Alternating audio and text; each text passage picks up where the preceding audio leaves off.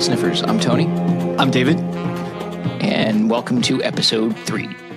We're going to do something a little new this time that we call New Gear Day, or which really everybody calls New Gear Day, not just us. But we're going to talk about some of the purchases we've made recently and the reasons we chose what we did in true pedal sniffer style. All right, today on New Gear Day, we've got 4 distinct sections for you for purchases that we've made recently, or at least decisions we had to make for some other people on products or things we've been looking for. I've got a microphone to pedal interface that I know has been something I've seen people looking for a few times. How do we connect those things reliably, effectively, with high fidelity? And helping a friend find a recording interface that works both on their iOS device and their Mac or PC at home. David's going to cover his recent purchase of the Universal Audio aux, the amp top box, and his lovely but small Benson tube amp head cabinet combo in a fancy finish. I can't remember what it's called, but he'll remind me in a minute. I had to check that. I can't remember either. It's like a striped kind of wallpaper looking thing, but it's awesome. So stay tuned for that, and hopefully you will be helped by our own journeys. All right, first up is the microphone pedal interface. You may have ever had this desire to run your vocals through your effects pedals, and I don't typically mean like a compressor or even a harmonizer or something that is generally designed for vocals. I mean a distortion or a chorus or a flanger or a phaser or whatever the hell you might think of that you might want to run through. Dealing with microphones and guitar pedals isn't really a direct interface, so that's where this kind of Hunt product came in. There's certainly some lo-fi ways to do this. What you're really doing is kind of an impedance level, balance, unbalance interfacing, where you're going from balanced mics to unbalanced pedals, back to balanced mics again. And you can certainly get this done with your XLR to 1/4-inch adapter if you're really just trying to plug mics into your pedals. It'll work. It's not necessarily the best sound quality, but it'll get the job done. But if you're looking to actually interface your pedals into your mics when you're going to be on stage, you've got DIs to plug into, you've got things, you're just trying to make everything work reliably from one day to the next. You really want a box to handle the ins and outs of both the pedal chain and the microphone. So you're essentially looking for something with a mic input, preamp, and a XLR output for your vocals to go back out again, and essentially an effects send and return that goes to your whatever your pedal chain is going to be. There are exactly 2 name brand, reasonably premium devices that I seriously considered. I know there's really a handful of other ones that I've seen, and maybe a few from a few of our favorite pedal makers. But when the 2 brands you're looking at are Eventide and Radial, well, you really don't really have to look anywhere else. It's kind of top quality all around. And now what surprised me about the 2 units, Eventide makes something called the Mixing Link, and Radial's unit is called the Voco Loco. I like that name. Yeah, but in both cases, each device is $299. And I kept thinking to myself, why does this thing need to be $300? Mm-hmm. I don't have an answer to that. And in sort of a not so great pedal sniffer ending to the story, I bought the thing I did only because I took an opportunity that I found on eBay. So my choice was kind of made for me. But really, comparing the 2 units, their features are nearly identical. And at the same price, it was kind of a toss-up for what was what. But I will tell you the differences I found between the 2 units and gripe about a couple things at the same time. So first up is the Mixing Link. And it's not exactly billed as what I'm describing it as, a sing-through stop box kind of device. They call it kind of a Swiss Army knife kind of thing. Because it has a headphone output, because it has an aux input for, say, an MP3 player or something, Because it has 2 outs and essentially 2 ins, it's got a lot of mixing options. It can really be an AB box. It can be, they call it a hotel practice amp because of the headphones and the pre and everything else. But for my purposes, it was exactly what I needed. Mic in and out and effects send and return to the pedals. Now, the one thing that I did want to gripe about is, like I said, it's got 2 ins and 2 outs, and most of the outs are neatly arranged on one side and most of the ins are neatly arranged on the other, but there's one and one that isn't, and that just really has this gripe about the pedal for me. I know it's minor, but especially when you consider that you can use the 2 outputs differently, you'd expect the 2 outputs to be on the same side, and they're not. Your guitar in is on one side and your effects out is on the same side. So you can't split them? You can split. Yeah, you totally split them. It's merely a physical placement. Okay, it's just a physical placement. Okay. If they had swapped those 2 jacks, it would be all inputs on the right side and all outputs on the left. Wouldn't that be just beautiful? That would be nice. Yeah, but it isn't. Yeah, I understand that gripe. It's the same thing with some pedals that don't put the left and right in the right order as far as stereo ins and outs. Gotcha. It is minor annoyance, but who was thinking that? Why did that end up that way? But now the Radial Voco Loco, the unit is a little larger, but it does have a 2-band EQ on the mic side and a tone control for the effects loop. Neither of those are present on the mixing link at all. It does have very levels for both the send and receive for the effects loop, as well as a mic mix and a effects mix. But the mixing link does not have the send and return levels, just the mixes for both. Now, in my case, neither of those features did I really care about. The EQ sounds nice, but I suppose for my purposes, I didn't really even think about needing an EQ. You could always do it in post, right? Yeah. Though most of my thinking for this particular unit is for stage performance. I'm building it into a pedal board with a vocoder and then all the other effects in the effects chain, and it's being set up on a pedal board specifically for vocals. Yeah, in that case, you can always throw a EQ pedal if you really for sure. need to. I might as well add that right now, which is I'm using a vocoder pedal, and while I really wanted to use the mic pre in the Eventide or the Radial essentially instead of the pre inside the vocoder is a weird kind of vocal pedal where the effect is actually on the vocal and not on the instrument coming through it. So I had to actually put it in front of the mixing link because I want the effects that are going to be in the mixing link's loop to be after the vocoder. For example, I want chorus on the vocoder effect as opposed to vocoding a chorused vocal already. Yeah. So that I really had to suck it up and say, okay, well, the mic's going to go into the vocoder first and go from there, but there really wasn't any option. One feature that the mixing link has that the Voco Loco does not have is the engage switch for the loop, for the effects loop, is momentary or latchable. On the Radial, it's only a latchable. So you have the ability to simply have the effect on while you're holding down the switch. That's a cool feature. And when you let go, it comes back. It's a cool feature. I don't know if I would ever use it, but I like the option. Yeah, it was a factor in what I was thinking because while I don't really have any solid ideas of why I'm building this vocoder chorus distortion thing, vocal pedal board thing, I did feel like momentary application of the effects was going to be something that I wanted. Yeah, that seems like a versatile option if you wanted to. It almost makes up for less pedal dancing because you don't have to click it twice. If that makes sense. For sure. True. In some of the ways that I've stated it, it might sound like I already decided on the mixing link, and in fact I had. I was trying to sound ambivalent until I revealed my decision.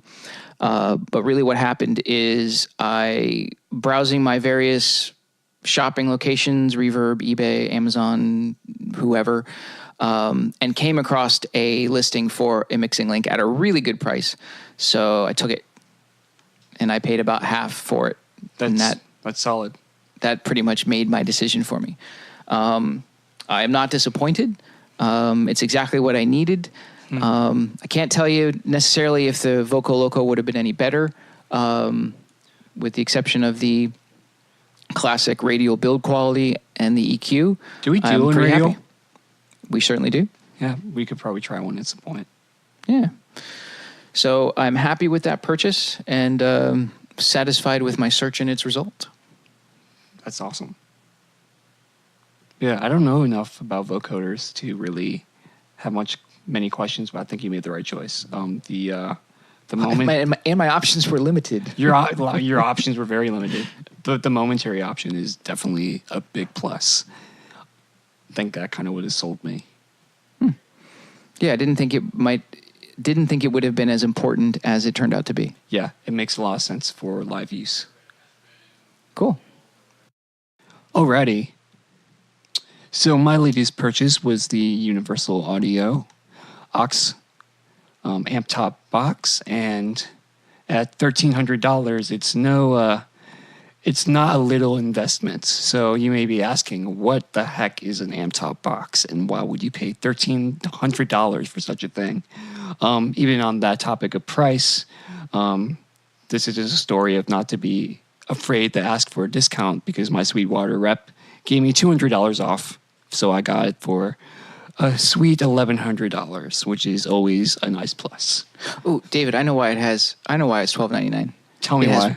It has Wi-Fi. It does have Wi-Fi, which I didn't even know until I had to set it up, which is actually really, really cool. Okay, that's crazy. Yeah, so how that works is, so the AmpTop box has an application that you can use to edit all the parameters it has.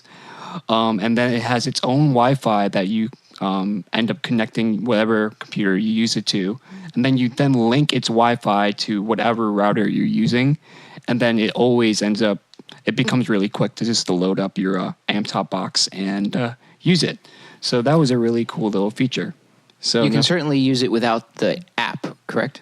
Yes. So okay. It's hardware apart from the app. The application is just, unfortunately, it's the only way to edit the parameters inside of the AmpTop box, apart from the knobs that are on the actual hardware itself. Gotcha. All right. So tell me what this thing really is, aside from the fact that it has Wi-Fi. So the aux is two things in one, and they work together, but they're more separate than they are not.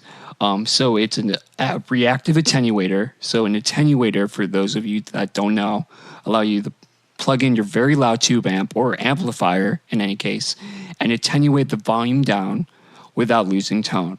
Now, a cool thing about the AmpTop box is, one, the reactive load. So what that means is the resistance or the ohms that your cabinet has in a real tube amp, the way it reacts is not linear. It changes between how hard you play or how soft you play. So, for instance, you may be at 8 ohms. That may be what your cab is at. But it's not always exactly 8 ohms. It kind of changes the harder you play or to dynamics. Now, with the linear one, it's going to pretty much always be 8 ohms.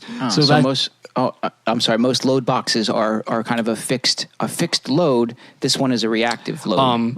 Yes, I do know the Sir load box is reactive, and it's actually something I would be interested in looking at as far as another option, which is much cheaper. Okay. Apart from the Sir, let's back on the topic of the aux.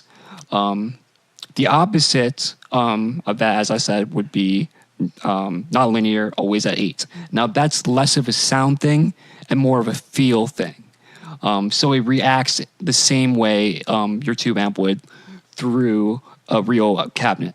So that's a great feature, and for sure one of the defining parts of it. And then the other, I think it's the selling point of the aux, because there's other there's other options out there that do a similar thing, and I don't think anyone's going to want to pay $1,300 for just a reactive load box. The selling point is the cab emulator. So the cab emulator allows me to plug my super loud tube amp into my aux, and then I'm able to attenuate. This is where the two parts come in together. I'm able to attenuate my volume all the way to 0. So I have no loud box, so it's completely quiet if I want it to be. And I can listen to my amp through the headphone out on the aux or through a DAW, which is absolutely an outstanding option for someone like me who lives in a small townhome and can't be playing at 120 dB in my little house. Neighbors don't like that. So that was one of the main selling points for me in something like this. So then I also assume that it's a great device for recording said loud guitar tone. Exactly. So what this cab sim allows you to do is, as I said, the aux has its own app, and within it there's several cab options, many mic placement options, many different microphones, many different parameters that involve each and single detail in the cabinet, the way it's mic'd, some effects as well. And the coolest part is they have emulated a room mic that you can blend in not only in the app but also on the base of the hardware of the aux, which allows you to get the amp in the room kind of feel. Right, I see a rig volume and a room volume. Yes. So the rig is not a volume. It's actually on the face of it. So you can say 5 presets. Okay. That's what, gotcha. 5 different cabinets presets that you can always carry with you. So if you want to take your aux and for some reason you can't have a cab but you have to run direct, you can bring your tube amp and then your aux, and then you have 5 different settings you can save and bring it to wherever you need to go. That does not allow you to play super loud tube amp, and you have to go direct. So that's a great. I gotcha. So those are rig presets. So those are rig presets. Gotcha. Yep. And then what makes this so great is that it emulates your mic'd cab pretty much flawlessly, and in many instances, it's better than you micing your amp yourself. Just because it's like the perfect scenario, the best way micing. It's like they have modeled everything as good as they can to make it the best possible option as far as micing your amp. So it's like a studio level mixed and mastered sound without... In the marketing, they call it that they emulate speaker drive, breakup, and cone cry. So cone cry is this interesting little tidbit I didn't even know about, and I'm still trying to wrap my head around it. But it essentially is certain amps and speakers where you have a like a harmonic they like to go to that's like it's an underwhelming tone or under. Is it like a resonance? It's like a resonance thing that like is part of the character of that speaker or that cabinet that they emulate, and it changes as it gets older. So it becomes gotcha. So it's as the speaker breaks in, and that's something else you can emulate, which is really, really cool. I see 4 ohm, 8 ohm, 16 ohm operation. Yes. So I see a lot of cool features. Yeah. So now in actual practice, when I first plugged it in, it was almost underwhelming. And as someone who's a praise and worship player, I'm very used to hearing my amplifier mic'd. And I know what that sounds like direct into my ears. And what was so underwhelming about the aux, it just sounded like my amp. But then it hit me. That's exactly what it's supposed to do. And which is actually outstanding. So I'm playing at home. I'm able to play my amp completely silently, potentially through my headphones into the aux or out through my monitors, studio monitors, at a much quieter level than it would be if I were to crank my amp up to 5, which is unbelievably loud, which is where I play it in my house, which is just unacceptable. I struggle to play it at 1 in my room.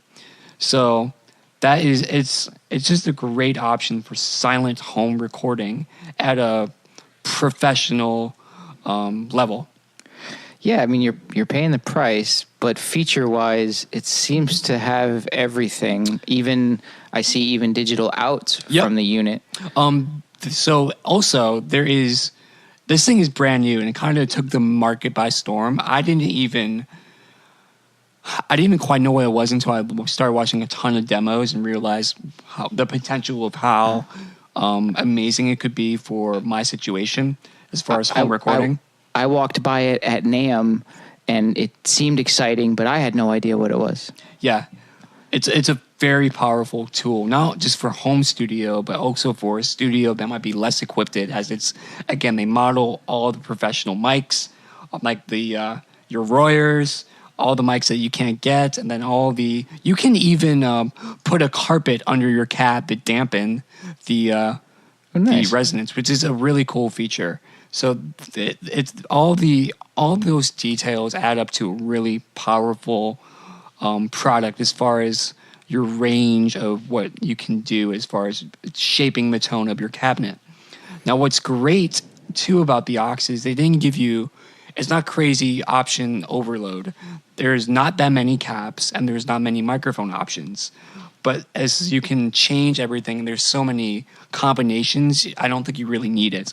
And everything's really great. So it's a lot easier to immediately get a great sound. And even without even touching anything, I plugged the aux in, I switched to one of their stock presets and it sounded amazing. Yeah, I would trust Universal Audio to get that kind of thing right. Which is another thing that sold me. Knowing that UA is such a great company and their interfaces, all their plugins are like benchmark and like pro standard. I just trust UA to do a great job. Also, what's really cool, it comes in, the aux comes with some of their plugins that you can use inside the aux. Unfortunately, you can't use them apart from the aux, but having them is a great option. So you have a compressor, you have their plate reverb, you have their delay, and what else do you have? I can't remember because I've only got to use them like twice because I've been so busy. They said compression, reverb, delay. Oh, I'm past that part in the thing. I'm actually right now, I'm sorry, I'm kind of like low-key freaking out over the fact that the labels on the back of the unit are both right side down in both directions. But it's so cool. I can't take it. That's so awesome. I know. Like, their detail is amazing. Like, they thought of everything. How many times have we complained about looking at an amp and we're on the wrong side of the labels for the settings? Oh my gosh, on like an AC30 or AC15, I want to kill myself every time I look. We have a Mesa Transatlantic in the store, and you face the controls from the front of the amp, and all the labels are on the wrong way around from the back. Yeah. Just to be clear on what I'm so excited about, the aux has the labels for all the jacks on the back, which are numerous. It has them both in both directions. So whether you're looking at the aux from the top over, like leaning over it from the top, or you're looking at it from the back, you can read the labels. So that's just amazing. But kudos to whoever did that at UA. Yeah. So on the topic of the back ports, the one thing, so the aux is constantly going to be being updated. I don't think there's been an update yet. But a great example of this is that the USB ports currently do not work. I'm not exactly sure what they're going to utilize them for. I was going to ask you because I assume that on the back of the unit there are both device ports and host ports. Yes. So I didn't actually know what the host ports were going to possibly be for. So I'm not absolutely sure what the USB ports are going to be. I'm hoping that they will allow you to go USB out and then go analog to digital. That would be really nice, as opposed to have to go line out. But we'll see. That might make sense. I mean, there's already a SpeedIF output on the unit. Yeah, and I assume it's also going to be for like saving all your presets on like a USB or something like that. That would be great. So it sounds like there really aren't a whole lot of products with the same feature set. So yes, again, this has been something I've been thinking about, like the way of silently recording great tones at home that are arguably better than me miking up an amp in the studio with my abilities and what I have available to me. So the two, I think, outstanding options would be the Two Notes Torpedo Live or the Studio, which is actually, the Studio is just over $1,800, so it's significantly more than the aux or the UA Live, the Torpedo Live, which is very similar in its function. It's a low box and IR loader. Actually, the aux is not an IR loader. It's all proprietary CapSim, so you can't load up IRs. But with the Torpedo Live, it's a little bit outdated. It's been around for a little while, and there's not been a lot of change in it. So it's not a brand new up-to-date product. So in this case, the reason I didn't go with it, even though it's $994, it's a little bit cheaper than the aux, is just because I think it needs an update. Okay, and then just as a comparison with the aux, where they call it a an amp top box, the Torpedo Live, as I'm looking at it, is a single space rack mount. Yes, it is a single space rack mount. It also has a ton more parameters. It's a little bit more confusing.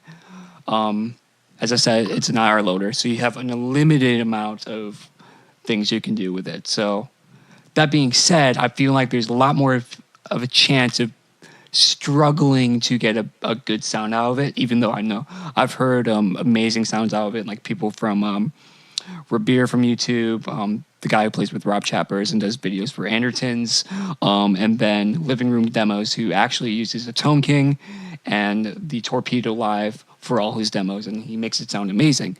The one thing I've heard, I've not had experience with both units, but I guess that the Torpedo Live is a little bit better for the high gain stuff and the more modern tones, while the aux is a little bit better for like the vintage low gain kind of AC-15 Fenders or anything in that range, like the Marshall kind of stuff, which works a little bit better for what I'm doing.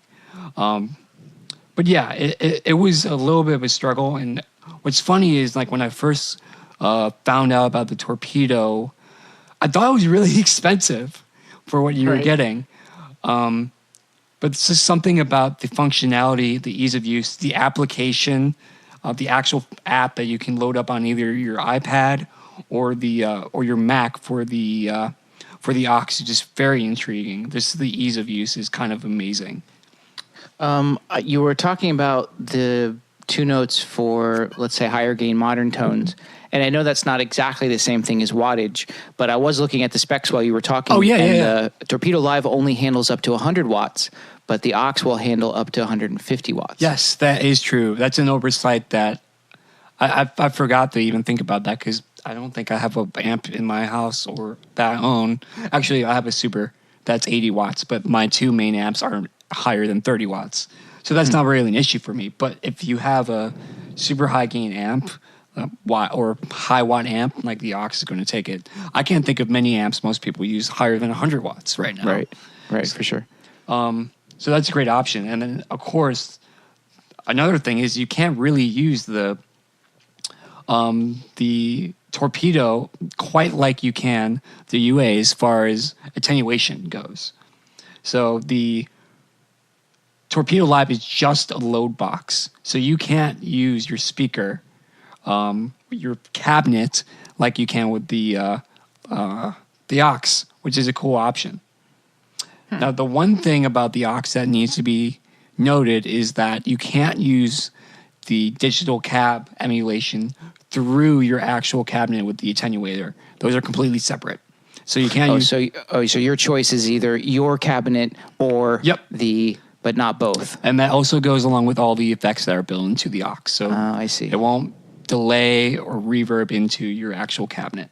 Now, what's also cool is that you can actually kind of use both at the same time if you want to for recording. So you could have your amp going at near to full volume and also line out into your DAW or direct to the house or to the recording studio, whatever that may be. And you have several miking options. So it's very versatile as far as sounds you can get out of it. Now, the other option, which is much more expensive, would be buying a Kemper, which I'm actually seriously still considering, as far as just because I can practically get any amplifier I want in a little box. But the reason I did not go with that one was price. And then I just am so satisfied with the current amplifiers I have. I have my Benson, and I have my 68 Custom Deluxe Reverb, which is great. And they're the two main sounds I really love. So I was more interested in just capturing the sounds of those amplifiers rather than having to learn a completely new interface and the way something works. The aux just made a lot more sense for practically the same exact thing I needed to do, which was just record really great tones silently. Was there anything else that you considered besides the aux and the two note? I've mentioned the Sir, and the Sir is still something I would actually, I think I'm eventually going to buy just so I can use 2 amps completely silently. So the Sir Reactive Low Box is just the low box DI. It's a low box DI, and it also allows you to go speaker out, I believe. Yes. Mm-hmm. And it's $399. Yeah. So and it has its own IRs, but it doesn't have all the super cool cab emulation app or any of the cool options that the aux has. It's a lot more simplistic, right. But it sounds equally as great as if you have an IR loader in your DAW and you load up Celestion IRs or whatever you have. So that's a great option for anyone who wants kind of like a similar thing the aux does, but doesn't quite want to pay $1,300 for something like that. But my other gripe about the aux, which isn't a super big deal, and it makes sense that it's not a function because I think it would be much more expensive, is that you can't run 2 amplifiers into it. So that's kind of why I want to get the Sir along with it, to be able to record completely silently in stereo 2 separate tracks. That being said, the aux does have a stereo line out, which is really cool. And that allows you to, so the aux has 2 mics you can use, so you can mix them in stereo or mono or in mid-side or something like that. Anything like that. And right now I only bought 1 cable for the aux into my DAW, so I'm playing in mono. Just recently ordered another because I realized the benefits of being able to mix the microphones in stereo after plugging in my headphones into the aux to being like, oh, that makes so much more sense. So you can actually hear the mic placement as you're moving them around. Oh yeah, and then on top of that, like all these parameters, like the room, both mics, and then your line out are all completely mixable. So I can mix in different mics, however much I want, and then I can mix in the room setting. So it's super amazing. It's kind of the best of both worlds as far as analog and digital coming together to make some amazing thing that works so cohesively. So I think for those of you who are kind of even stuck in like the analog world and kind of afraid to branch out beyond the digital realm, which is kind of where I was at, the aux is a great thing to try because it kind of introduces you to the capabilities of what digital can do while still being able to utilize your actual tube analog amp, which is really cool. Right. I think what you said is super true in this fact that they've designed the box to look like an analog device. It's got wood, it's got cream colored knobs. It's super pretty, and you still have knobs. It's knobs you can move around. So real quick on those knobs, as far as what you can do, apart from the app, so you can change your rig, which is your cab simulated settings. Your presets. Yeah, your presets. So you have 5 you can bring anywhere with you. So you save them into the aux. You make all your cab sims that you like that you can take anywhere with you.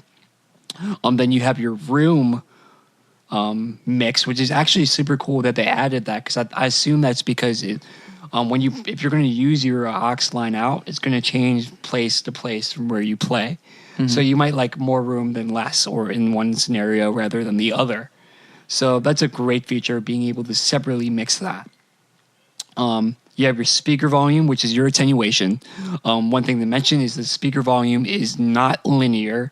It has 5 settings. Okay. Yep. I'm kind of sad to say I've not actually used the attenuator yet. I had to try that, just because it's not the main reason I bought the app. The main reason was to record silently, which has been a great thing. Then you have your line out, which is your gain for your line out, and then you have your headphone out volume. So it's very simplistic. It's a great looking unit. Yeah, I'm extremely happy with the purchase. A little scared at first just because it's far from anything I've used before, and also quite the investment for something like that. And yeah. But here's hoping, it stays updated, and I can see you getting a lot of use out of it. Yeah, and knowing UA's track record, I assume they're going to take good care of me as far as any customer service that I hopefully won't have to use, or all the updates. So I think they're gonna kill it on this one. I'm extremely happy with how it's been for the 2 or 3 times I've gotten to use it. And I'm comparing the. As you've been talking about them, I've been looking at the Ox and the 2 Notes and the Sur when you mentioned it, and it was funny to see Pete Thorne on 2 of the 3 pages. Oh yeah, mention a couple people who have sold me on the Ox was. These are videos to watch if you really want to hear this thing in action. Is the That Pedal Show guys? So Dan and Mick, and then Pete Thorne. Those guys are awesome, and I can't remember the name of the person who did a shootout, but there's an individual on YouTube who did a shootout between like the Sur Reactive Load, the Torpedo, the Kemper, the Ox, and like the Ox was right up top with everything else, and like one of the better sounding units. So after watching a ton of YouTube videos, and I know in many cases people argue that it's not the best as far as getting an actual idea of what something's going to sound like, but I would argue the opposite depending on who you are and what you're looking for. I think you can get a good idea of something even with YouTube demos, but that's a whole other topic. One thing I noticed in looking at the specs is the Torpedo Live will respond to MIDI to change like presets and stuff. Yep. And looking at the fact that the Torpedo Live kind of sits in the rack and is controllable via MIDI, it would probably make more sense if you were going to use this in a live rig. It would, while for the sure. aux is better for your home studio use. That being said, I would argue the fact that for me personally, it doesn't make much sense to constantly be changing cabinets live, just from a front of house production standpoint, because it doesn't make much sense for me in that part. I'm kind of like this set it and forget it kind of guy as far as this is what's going to work for this scenario. Amp wise, I want to do everything else from the pedal board or my guitar. Right. But you wouldn't, while you might bring the aux to a gig now and then, it's not really a road-ready piece of gear like the way a rack mount unit is. For sure, but I also will argue the fact that the aux is built to be on top of an amplifier live. I think it's part of their intention as far as the attenuation goes. So I think the one thing argument against it is that it does not have a handle or anything. So even saying that, I think it's a better option to carry around live than the load box if you don't have, or the Torpedo Live, if you don't have a rack mounted piece of rack mount. What do you call it? If you don't have an actual rack to carry things around. A rack? Yeah, if you don't have a rack to carry around your Torpedo, the aux is probably a better option. But again, the aux isn't necessarily built to be carried around either, as it doesn't have a handle, which would be nice. Gotcha. I wonder if they'll come out with a carry bag for the aux. Yeah, probably. And a rack kit. But I do know they sell a little pedal-sized version of the load box, or the Torpedo, which is just a cab emulation pedal. Gotcha. That's the CAB, and that would be comparable to the reactive load from Sur. For sure. Okay. Interesting. So yeah, I guess that's kind of why I ended up with the UA. Just because I like the newest, greatest thing. And I think it's the most up-to-date, current digital thing, which I think matters as far as digital, because things are going so fast. I think you kind of want the best processing and best product on the market as far as digital and analog goes. Just because digital has such a bad kind of rep still, people are afraid of it, and especially for me. So if I was going to take on this crazy change in analog to digital, I think it just made sense to get the top tier item. Okay, there is. So, did you consider the Torpedo Reload, which seems functionally a lot like the Ox? That's an interesting box. Look at the Reload. I actually haven't even looked at this thing before. It looks pretty cool. I'm going to say something. I think it's ugly in comparison to the. It's a totally different aesthetic. Oh yeah, the Ox is brown. The Torpedo Reload is silver. You know, it's totally different. Dang, this thing's cool. It just looks similar. I did not actually consider it. I didn't know it existed, but maybe that's because it's not that great. Who knows? Oh snap! I'm not saying that, but I've not seen a lot of things. When I see. Any of the tune-up stuff, it's always the just live. under $800, so it would totally fit within what we're talking about. For sure, wise. yeah. So it's right up there. Okay. It does. So it does have the attenuator. Is it reactive though? Yes, they make a big deal about that. After years and years, they've perfected years of research. The React technology will tame your amp without ever betraying it. I wonder how old it is as far as its firmware and when it was created. I actually did not even consider this. Good shout. Well, I have the Ox now, so there's no going back. and you're happy, so it's not. I'm like extremely happy. You're not disappointed, so And you totally got. As someone who is as awful as it is to say, I truly would not buy something I don't like the look of, and I don't like the way this looks. If it was the only option, I think I would consider it. But even that being said, I like the way the Torpedo Live looks more. Gotcha. All right, then. All right. David Ox, very happy. Cool. A++++. 1010 would buy again? Yes. I can't think of an emoji to rate it, but we'll have to think of that later. All right. Awesome. All right. So the next purchase that we, or at least I, or actually our coworker needed to make, was a inexpensive, for $199 or less, recording interface that could be used both with his phone as well as at home on a Mac or PC. Very specific. Yeah. I mean, that was kind of me saying, well, look, if you're going to drop the money on an interface to do this and say record your band at practice or do, figure out stuff when you're wherever you are, we might as well get you something that works in both places. Just trying to say that there really aren't a whole lot of products.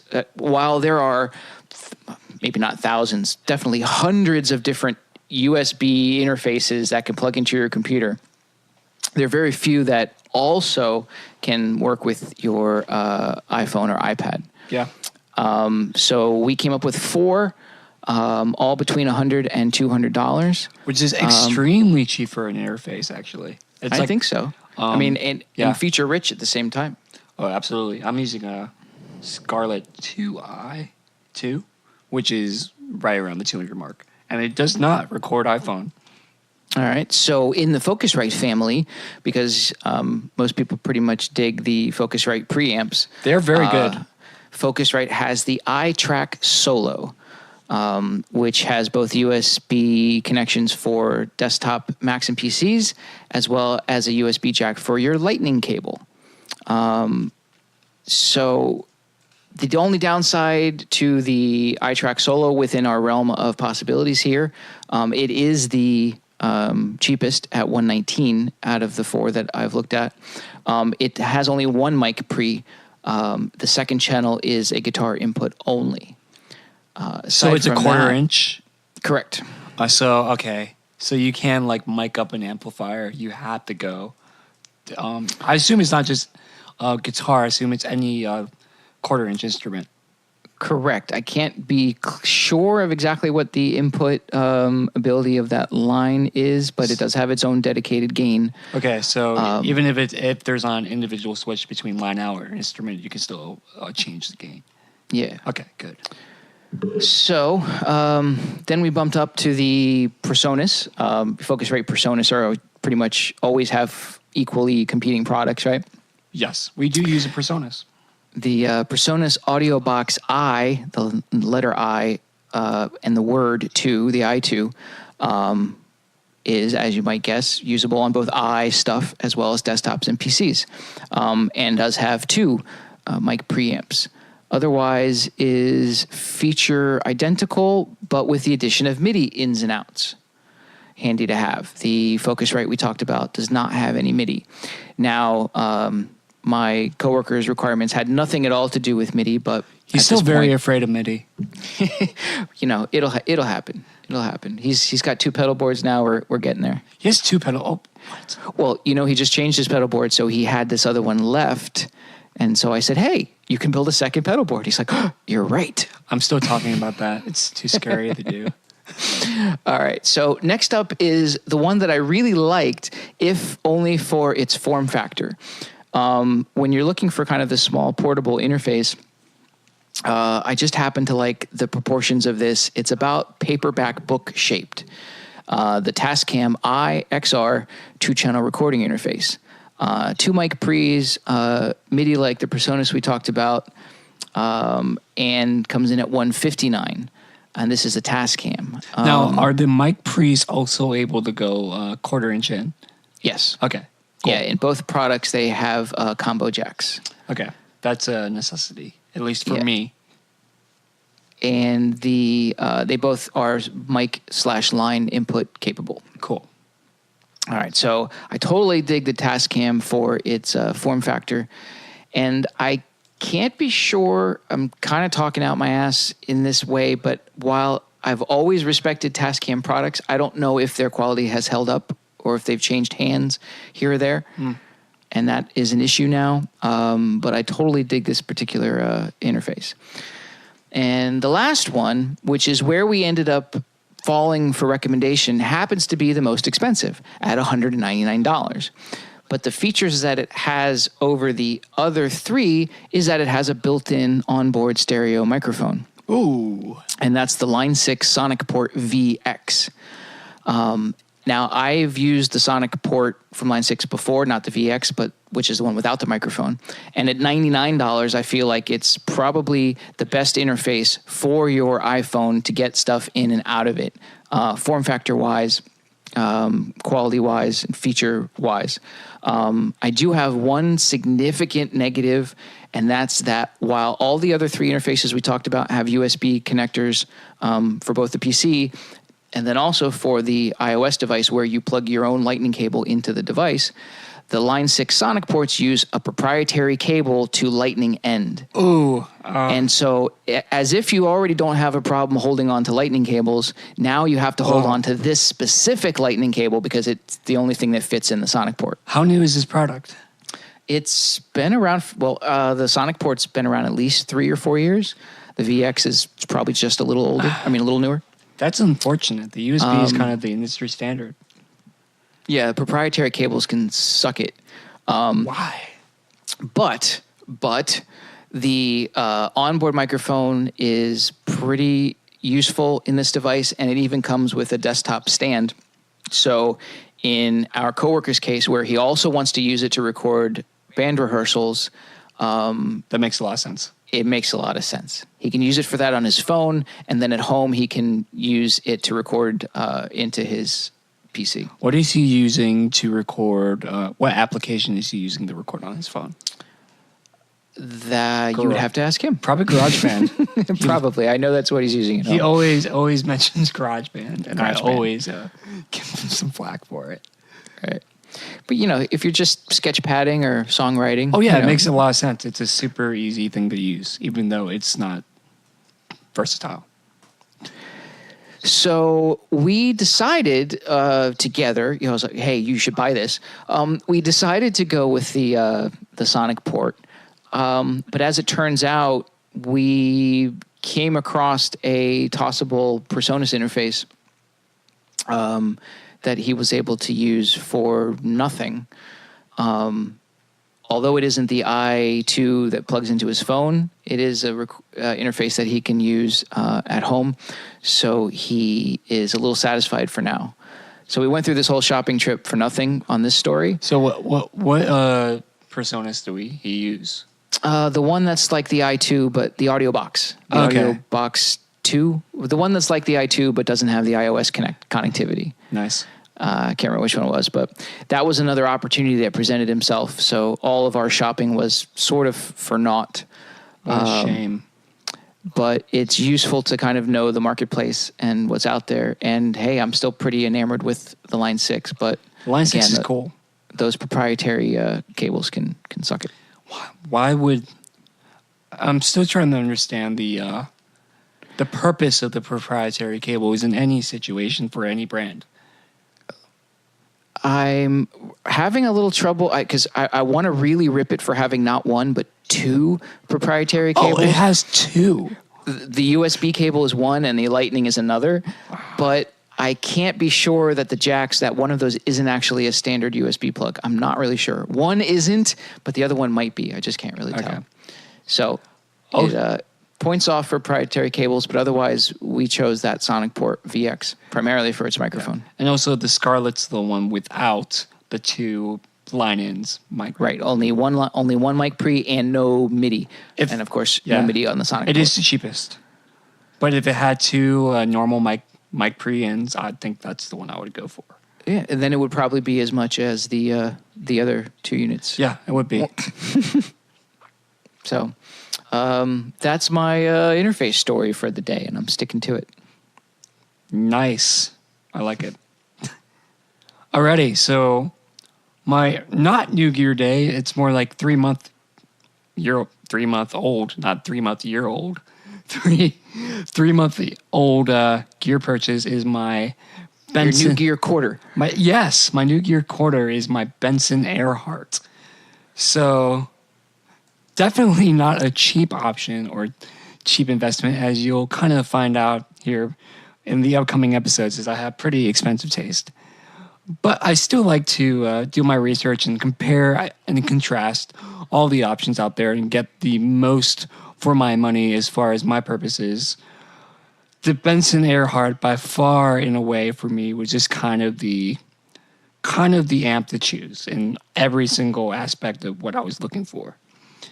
So a while back, I had an AC-15. Now, as many of you know, the AC-15 is a pretty common amp that a lot of people love for the AC kind of style thing. Now, what people tend to think is that it's just a 15-watt version of an AC-30, which is not true. They sound very different, and the power amp area just allows it to sound completely different. They're very different sounding amps, at least in my opinion. I didn't know that, and about a year, 2 years after owning my AC-15, I kind of grew in hatred towards it, and then ended up selling it and buying a Fender 68 Custom Deluxe, which is still one of my favorite circuits ever. And it's just, I like to think of it as my 22-watt basement circuit. Moving on, though, I ended up being able to play a ton of really great top boost or AC style boutique circuits like Matchlesses, Dr. Z, you name it. I have gotten the chance to play most of them. And it kind of, in the meantime, that's when I still owned the AC-15. And that's kind of what made me grow in hatred toward the AC-15. It's just everything sounded better than it at what it did, which was a shame because I was stuck with this amplifier I ended up hating and never ended up using it and always used backlines that were available to me.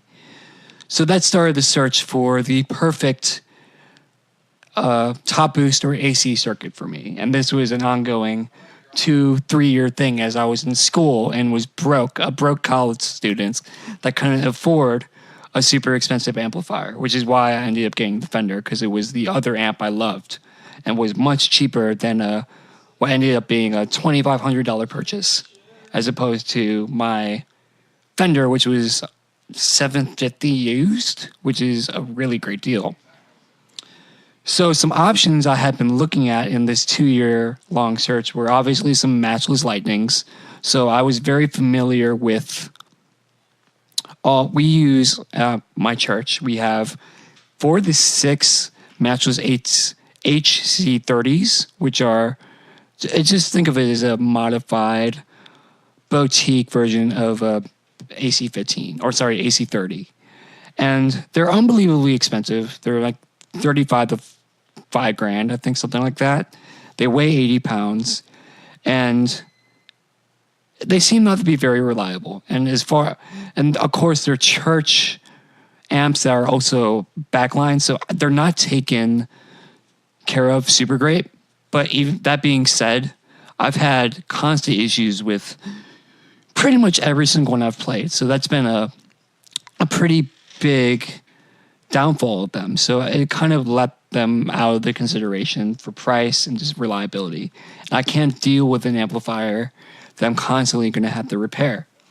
And certainly not at the price points that you're talking about. And even just $3,500 is way more than I wanted to spend. I was looking to spend like from the $1,500 to the top mark of $2,500, and $3,000 is kind of like my personal limit on any piece of single gear is $3,000. It's a lot of money, but I think once we start getting above that, there's not a lot of room for actual improvement. It's more you're paying for the experience or the name or the item itself, the luxury of owning a Matchless. Gotcha. And then I come to find out after a terrible meltdown of a Matchless that was just repaired, play a church service, breaks down, and then I end up playing my good friend's 65 amps London, which is a 15 watt, again, AC style amp. And not only in sound, but of course in reliability, just destroys the super expensive Matchless in every way. And by far, in a way, one of my favorite sounding AC top boost circuits I've heard yet. The issue and the reason I did not go with that amp is that they're very hard to find, they're expensive, and they are currently made, but I think there's kind of a wait list almost for one. So they're not super available. And we are talking about the 65 amps, the things that you mentioned, the London? Yes, the London. It's also a lot larger than your Yes, and also item. You can buy a head and cap, which again is actually what I'm interested in. And that topic is where I play most of the time, there's always an ISO cab. And I don't like putting a combo in an ISO cab because you end up getting a super, super hot amp, which can lead to some overheating issues if you don't turn off your amp after you play. I turn my head and cab now off anyway, but that's just something to think of in this. Yeah, amp in a box does not sound like a good thing over time. So if you know anything about amplifier prices, a combo is, I think 100%, always 100%, not 100% cheaper, but like 100% of the time cheaper than a head and cab by quite a bit. So I already was looking to spend more just for that option. So the London, you could buy a head and cab. I think it would end up being like, if I could find one used, it'd be around the same what I paid for my Benson, but used, and knew it would be a little bit more. So as much as I like the Benson, as much as I like the 65 London, it was just a little bit hard to come by. Okay. So the other main option I was looking at were Jackson amps, and specifically the Scarlett 30, which is a straight up modified AC30 circuit. And something I love and wanted is something very simple. My Benson has two knobs and a dip switch. So I wanted something that just sounded good, wasn't a lot of fuss. I could turn on and would sound excellent, and I could do everything else from my pedal board, drive-wise. So that's kind of the realm I was looking for. I wanted, at the very most, a volume, no master volume. There could be, but I didn't really care about that. And then, at the very, very most, a 3-band EQ. And you've got a volume and a tone. I have a volume, a tone, and a dip switch that goes from let me look over here. I have my Benson. Top to normal. Yep. A top to normal. So it's almost like, it's exactly what a top boost circuit would be in like an AC30. You have your top boost circuit or your normal channel. So the Jackson was very similar to this, except it was 30 watts, extremely loud. I think I've never played one still. That's the one thing about my Earhart and the Jackson is out of all the options I played there, the two brands I had never gone to play. So it was a lot of word of mouth, a lot of trusting in some friends I've made over Gear Talk forums, and some pedal makers that I trust their ear in knowing what they talk about. So Jackson, a pretty small company, they kind of got big out of John Mayer starting to play their amps way back, and big in the praise and worship scene. Some predominant players, if you know anything about praise and worship, would be like Jeffrey Cundy and Nigel Hendriff of Hillsong. Can I say that this is Jackson Ampworks, not to be confused with Jackson Audio? Yes. Thank you for that shout out. And they actually also make, that we sell, they have their new Jackson, is it Jackson Audio? Which they sell the Prism. Correct. Same company. Oh, it is the same company? It is the same company. Oh, okay. Yep. I thought it was different. All right, same awesome. Exact company. I'll also take this opportunity to add then that I'm going to say you didn't decide on the Jackson because it's totally not your style. This Scarlett 30 with the racing stripe is not what I would expect from you. Oh yeah, the Scarlett 30 is not. It had more options than I wanted, so that's why I was looking specifically at the Newcastle 30, which essentially has the same exact options as the Earhart, except it has one excellent feature, which is a built-in attenuation, or what would you call it? You can scale back the wattage. Oh, switchable wattage. Yeah. It wasn't even switchable. It was a linear knob on the back of. Oh, nice. It was, yeah. So I think it goes from 30 watts to something like 0.5 watts. It's been a while since I looked at it, but it's in pretty much the exact same price range as the Benson. So the reason I did not go with that was I made a post probably 5 or 6 months ago on one of the Gear Talk forums about either the Earhart, the Benson, or the Newcastle, and if anyone had experience in both or just one or the other, what they would go with. And in that post, I was offered like 10 different people's Jacksons. Suspicions raised. At first, you're like, that's great. But again, that being said, not a single person offered me a Benson. And that made me question, why do so many people want to sell me their Jackson? They were probably telling you sounded awesome, right? You should get it. It's exactly what you want. Exactly. And it's like, of course, I'm part of, there's a part of the tube amp community and the boutique amp community. There's a stigma of reliability in many brands that actually puts me off. Another option I was looking at was a Morgan AC20, and there's a lot of bad stigma as far as reliability goes. I don't think it's all true, and I think a lot of it comes down to people not being educated in how to take care of a tube amp. And of course, there's always the obvious actual reliability issues, which I've had with the Matchless. So I wanted something I know it's tour ready, even though I don't go on tour, but something that could go on tour just because I know anything like that will be reliable. And even though Jacksons aren't necessarily unreliable, and actually many people do tour with them, and they have a great reputation, the thing that put me off, which is that so many people wanted to unload their Jackson. So as great as they sounded on paper, I had, as I said, all these people offering me their Jacksons, and then as far as the Benson Earhart goes, I had like people like Rick Matthews of Benson, Rick Matthews of Matthews Effects speak amazing things about the Earhart. And if you know anything about Rick Matthews, he has a really great reputation of a great ear and making some amazing pedals. So he was a trustworthy opinion as far as someone who makes pedals. And I want something that's going to be still have a character of the AC 30 or that top boost circuit, but be a great pedal platform. And then also Blake Weiland of the Tomop talks amazing things about Benson. And then, of course, Benson, I think, is slowly becoming kind of the new hotness in the boutique community, is one of the standout, like, really great brands. Well, when they released their own preamp pedal, then something must be up. which I pre-ordered. Of course you did. At first, I didn't think I was, but then it sold out immediately, and I've heard great things again from Blake Weiland, people like that. And one thing about Crick about Mr. Benson himself, after watching an interview with him, he doesn't make amps. He has a great ear, and he makes amps for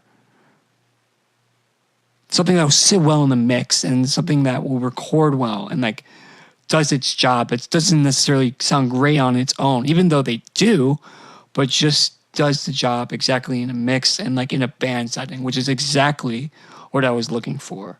So it just made a lot of sense. And within all this, still not getting to play one. So now I guess we'll go more on the specific details of the Earhart and why I decided on my specific amp. Did you make this purchase prior to playing it at all? I never played one. Huh. Never played one. And I would have loved to. In most cases, I want to play an amp before I get to... Of course. Yeah, I think it makes sense, especially for an investment like this. Again, I bought it on Reverb and completely had the option to return it. So Gotcha. that wasn't like an issue. And I think that's part of the reality of the Guitar Gear world we live in now is it's headed toward a lot of online stuff, which is what Gear Hero and Pedal Genie are for the predominant most part, as you know, Tony, is that it's just mostly online and kind of what we deal in. So there's not a lot in Fort Lauderdale, you know this, where we live, there's not a great selection of boutique mom and pop shops, which is unfortunate. So your opportunity to play a Benson was practically nil. There is a place, I think, in Naples, but they didn't have one. They didn't have an Earhart. Real quick, as far as the line at Benson, they make like 4 amplifiers. They make a Monarch, which is more of a Fender style thing. They make the Chimera, which is the Monarch, but bigger and more wattage. They make the Vinny, which is a really tiny 5-watt little, like, I struggle to say a home practice amp because 5 watts is still really loud in the tube amp world. That's a topic for another time, which is actually going back to the aux, kind of why I bought it, because any tube amp, it's going to be really hard to crank it up in your small, I'm just going to call where I live an apartment right next to someone else. And anything to play at a cranked volume where you want it to be at a reasonable volume that won't piss off all your neighbors. And then the Earhart, which is 15 or 18 watts, depending on what rectifier tube you use. Gotcha. I currently have the 15-watt version. So, the Earhart, what is it? So, as I've said, it's a top boost circuit, AC30 style. Essentially, I describe it as the AC15 that everyone wants because it's 15 watts. It's what I thought my AC15 would be, but never was. So it sounds like an AC30 top boost circuit, but it's only 15 watts. Brilliantly designed, all hand wired, beautiful. So the one outstanding thing about Benson is they come in many different Toltecs finishes. So you have classic stripe. Yes, I have classic stripe Toltecs. And yeah, I looked it up for you. Yes, I looked at it too. And then they have like a gray fawn kind of Toltecs, which is, I think they're kind of standard look. And they have a few other options. They have like a completely stained wood finish. And there's some cool, very colorful. Yeah, the all wood ones are pretty cool looking. Yeah, but those are at a premium. Gotcha. And if you want to buy them straight direct from a dealer, direct from Benson, I asked because I can't remember the finish, but it's like a flowery, very, very colorful option. It's like a 3 or 4 month wait, and then like a $400 premium on top of that.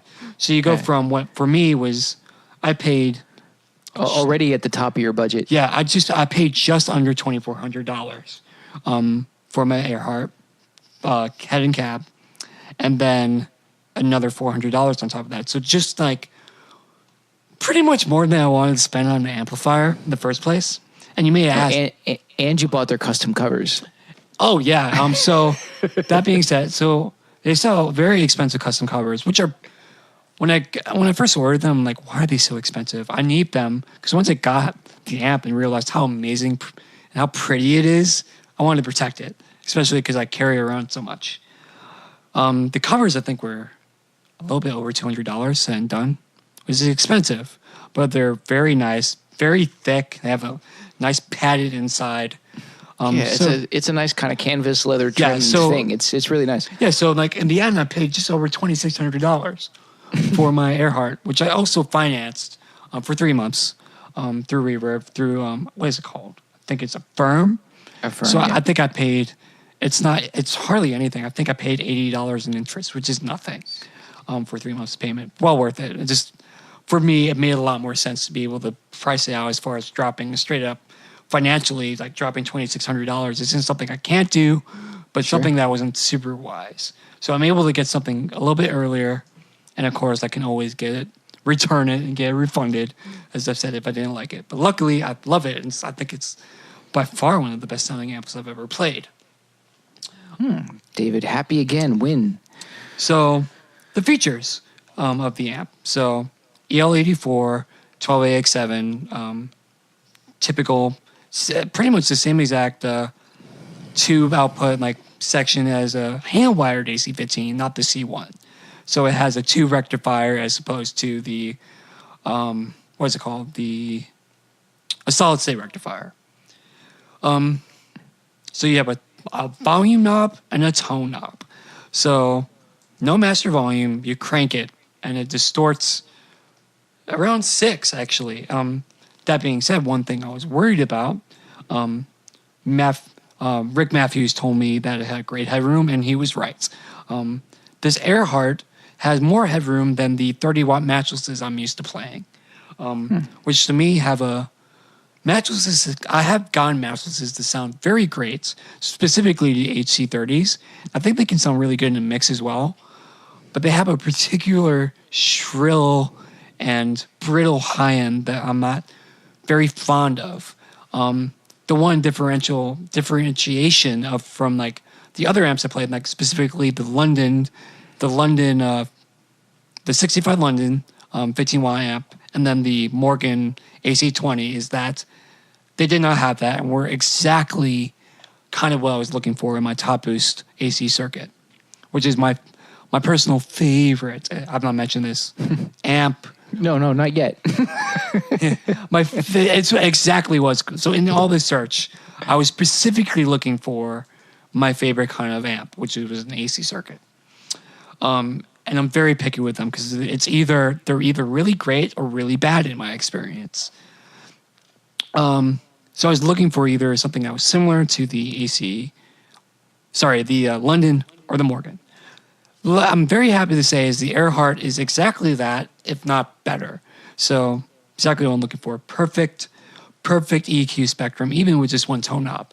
So the tone knob on this amp isn't like a tone knob on most pedals. So it kind of blends between bass and treble, and it's more of a filter than it is. They call it tilt. Yes. So it has a very good what in the mastering and EQ audio world, I guess you could call it, would be, it's more of a high pass, if that makes sense. So as you bring up the tone, you don't necessarily get any more treble, even though I think it does change it a little bit. You get less bass, which is, for me, makes a lot of sense, especially when you have an amp EQ'd as well as my Earhart. It's great. So I'm just very happy to say that the tone works perfectly, and it's not too bright, it's not too dark, and the blend between them is just excellent and does everything you need from one tone knob. And then you have your tone switch, I guess you could call it, not dissimilar to something you would see on like what do you call it? A deluxe reverb, a twin reverb that has a bright switch. So even though, in my opinion, the bright switch on this deluxe reverb is going to be too bright. It goes from your top boost circuit to their normal circuit. So their normal circuit is based more on their Monarch amp. That being said, the Earhart is very similar circuit-wise, as from what I've been told and from what I've read, to the Monarch. So it's built upon a similar idea to specifically targeted at the top boost circuit. So it's loosely based on that. I say loosely, which is what they say. For all intents and purposes, it's an AC 30 top boost circuit. It sounds like one. And then the Monarch has also a very similar feature, except it's called American the British. So the British circuit is like an AC kind of deal or a Marshall kind of deal. So very similar, exact same size actually, and very similar wattage. Can I add that I like the 3-position power standby switch as opposed to the 2 separate power and standby switches? That's quite nice. Yeah. Arguably, many people say they don't understand the point of a standby and a tube amp. Actually, that's a whole other argument.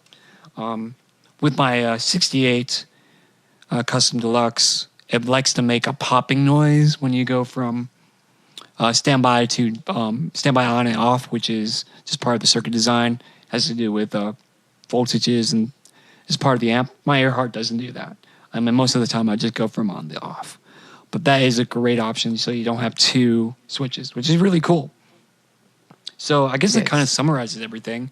So when I got it, plugged it in, actually got it in while I was working. So I had delivered, actually not delivered, to where me and Tony work, but delivered to a FedEx very close. Got it plugged, went and grabbed it during lunch break, plugged it in. Can I go get my amp? Can I go get my amp? Yeah, you weren't even there. Can I go get my amp? You weren't even there. Lou was just there. So bring it back, plug it in. Excited. At first it was a little bit underwhelming because I didn't have my guitar or anything. But I knew it sounded really good. And again, like I said, unbelievable amount of headroom for a 15-watt amplifier. I got it home, plugged, and most people would say, I guess, like, you kind of want an amp to sound really good, clean, and then add pedals to it. That's not always true. This amp sounds great apart from pedals, that being said. But again, I was a little underwhelmed. But as soon as I plugged my pedal board in, after getting it home, I was like, yes, this is exactly what I'm looking for. So to say the least, the search is done, and it's kind of the AC circuit for me, and it's kind of the all being, or like the only thing I'm interested in anymore. If I buy another amplifier at this point, other than probably like a Princeton, just a small little Fender, it will be another Benson. So I can't speak greater things about how great this amp is. It's been so. Did you have any desire for an effects loop on the amp? So, because I see that it does not have one. So it does not have one. For what I do, and for where my amp is live, I would have to have an unbelievable long send and return cable to do this. Oh, yeah. So you get some tone loss, and you'll end up with like 60, 80, 100 feet of cable in total. Oh, yeah, right? Something like that. And again, I lived in the camp very similar to what Dan and Mick of That Power Show live in. I don't like effects loops. I like the way things sound in front of the amp. And I run my amp at the very most at the edge of breakup, which is where I like it. And I kind of like the sound of a slightly dirty reverb or delay. It adds a gradiness to it. And of course, it's not overbearing or crazy by any means. But again, I'm not in the camp of, I don't use actual gain in the amplifier. So I don't need an effects loop at all. Gotcha. Okay. So even though, for instance, I believe the Jackson does have the Jackson does. It does. The Jackson does have an effects loop. So if you're in the same boat as me, but you have to have an effects loop, the Jackson is probably what you have to buy. Apart from that, the Earhart, I think, from everything I've heard, is probably the better amplifier from a tone perspective. Also, size.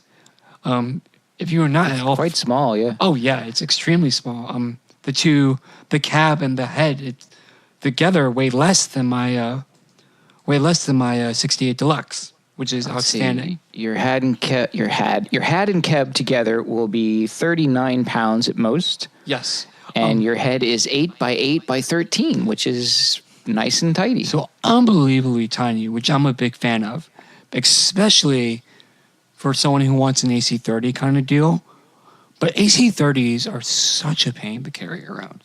And then you can't fit them in an ISO box. Well, at least most ISO boxes.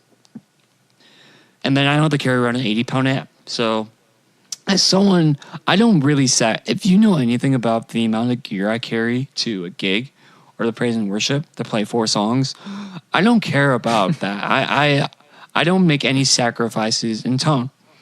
So that wasn't necessarily a super big deal to me. But again, I'm a little 120-pound guy. I don't want to be carry around an AC30 twice a week. That sounds horrible to me. So the small footprint of the Earhart made a lot of sense. You know, your pedal board, especially in its case, probably weighs more than your amp and cab. Yes, it combo. does. And another thing to point out, an AC15 with the speaker I had in it, I modified everything I could have with an AC15. Weighed over 50 pounds. Goodness gracious. A little 15-watt combo weighs 50 pounds. No. Not having it. I will say, as much as I hate the AC15, I did not like my tone with it. There's a lot of, I don't mean to defend anyone. I think the AC15 sound garbage for me, but I've heard a lot of people sound really great through an AC15C1. So for those of you who do like your AC15 and are more than happy with your $500 amp and don't think you need a $2,500 amp, I agree with you if you're happy with it. But if you're like me and have had the opportunity to play a lot of really great options out there, you kind of get spoiled. And I'm in the lucky position of being able to afford such a thing, at least for now, being single, living with my parents for now, and making a good income, and only having to pay for a few bills. If you can afford... Living the dream, my friend. I am living the dream for now, which is if you are in the same position as me, before you get married and get a girlfriend and all that crap, buy as much gear as possible. And save Build your rig now. Build your rig now, because my rig is... as Tony knows, very expensive, and I have insured it, finally.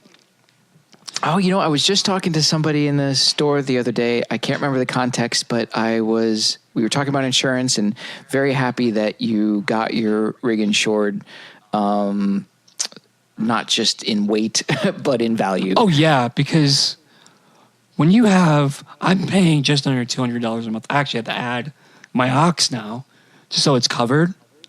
Like, with the amount of gear you have, like, there's no way in heck I'm going to be able to afford to replace everything at once. Even just, like, if I had to straight up buy my Benson again, I could do it, but it wouldn't be a financial burden, but it's not something at all I want to do. Because I make the investment. It's an expensive amp. I want it to be covered. Yeah, I generally live by, if I can't afford to replace it, it needs to be insured. Oh, yeah, and it's not even necessarily for me and to my ability to take care of the amp, because I take very good care of my gear, at least in my opinion. I'm very cognizant of keep taking it out. I don't like leaving my gear in my car at all. Sure. I do. But it's all about things that are beyond your own control. Exactly, and like... someone can break into my house. This is the reality of the situation. Like, there's terrible people who are awful and just take things that they're not their own. So it's completely out of my control. And in all reality, that's the reality of what can happen. And I want to make sure I'm covered in that situation. Excellent. So I'm proud of you. Yes, and for the amount of gear I have, $200 a month, not a month, sorry. I think I said month. Yeah, a year. $200 a year. You did. A year. $200 a year for the amount of gear I have is very, very reasonable. So I think I went through, I think it's called Music Pro Insurance. Okay, good. I was going to ask for listeners what that might be. Music Pro Insurance. And I've not had a direct experience with having to go through them yet. But from all the reading I've had and all the reviews and all the talking I've had with various customers, it seems to be the industry standard and the way to go. Excellent. That being said, I still have to finish making my crazy a folder of all my insurance information, like pictures, serial numbers, all that, just to have it on record, just in case anything were to get, God forbid, stolen. I have the proof that I own it. Yeah, always a good thing to have. Even if you don't have insurance, you should have a inventory list of things. Oh, yeah. And then what's great so I made this purchase on Reverb. So Reverb records everything. So I'm looking right now at my purchase order. So I have that receipt if I were to need it.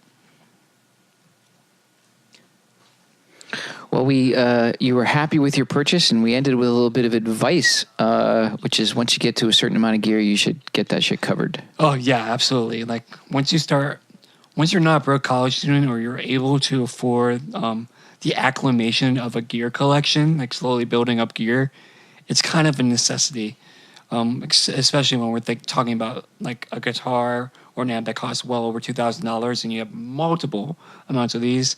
Insure that crap.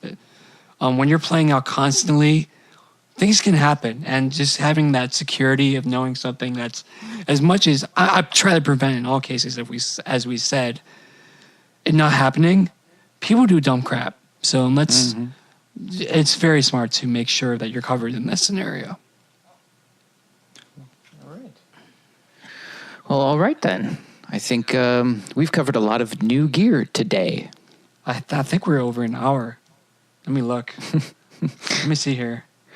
Wait, we should close though. Well, yeah, I got 133 on my thing here. Yeah, I have 93 minutes. That makes sense. But we should close. All right. So we covered a lot of new gear today, didn't we? Yes.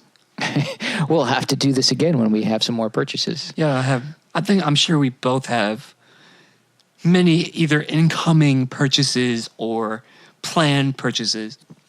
Decisions that have to be made. You're never done with your rig. So yeah, we will definitely have another new gear day. I can't tell you what's on tap for next episode because I don't think we're even sure yet. But I would like to thank you for listening to this one and hope you'll listen to the next. Really quick, we do have an Instagram. So if you're a current listener and you have an Instagram, please go give us a follow at Pedal Sniffers. We are Pedal Sniffers everywhere and anywhere. Yeah, so Facebook, Instagram, Podbean, iTunes, Twitter. Yes. Please give us a follow. Pedal Sniffers, Pedal Sniffers, Pedal Sniffers. Oh, yeah, and we also have a YouTube. So if you would be so inclined, for any reason, you can also listen to our podcast on YouTube. All right, so for this episode, this is Tony. This is David. And we are the Pedal Sniffers.